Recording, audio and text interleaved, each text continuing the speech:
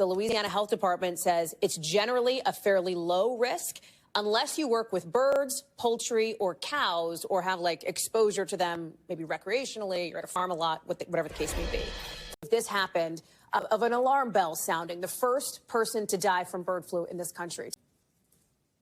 Yeah, Hallie, 65-year-old with underlying medical conditions, and their hospitalization was first reported over 3 weeks ago. And we know that this was from exposure from backyard animals and some wild animal exposure. So this wasn't a farm or poultry worker. And it signals a shift in the development of this virus in that it's getting more adaptable, but still to emphasize very low risk because we still have no cases of human to human transmission. That's kind of the next thing that scientists are watching for, but no evidence of that in this case. What about everybody else, right? The general public. If you don't have, let's say, backyard animals, if you're not working closely with poultry in your day-to-day life, fairly low risk, right? Are there things people should be doing to protect themselves? And what are the chances that this potentially, Dr. Patel, becomes a pandemic down the road? Do we know?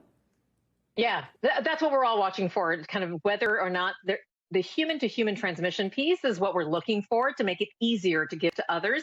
We do not have any evidence of that case, although this case in Louisiana signals that the virus is, mutating in a way where it could be possible. So nothing about a pandemic today, but that's what we're watching for. And then just to your point, Hallie, the majority of us, myself, yourself included, we're probably never going to be in direct exposure.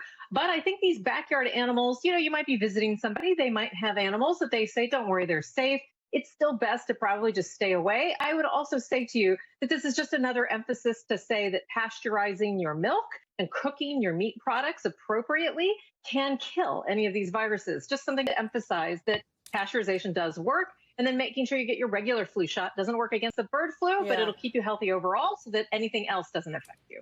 Really quickly, Dr. Patel, one of the things that we showed people to, they can do is to get their flu shot, their seasonal flu shot. Does the regular flu shot protect against bird flu?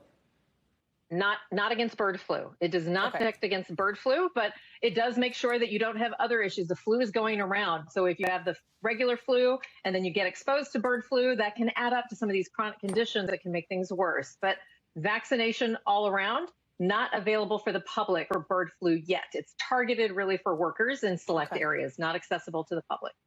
Dr. Kavita Patel, glad to have you with us on that. Thank you.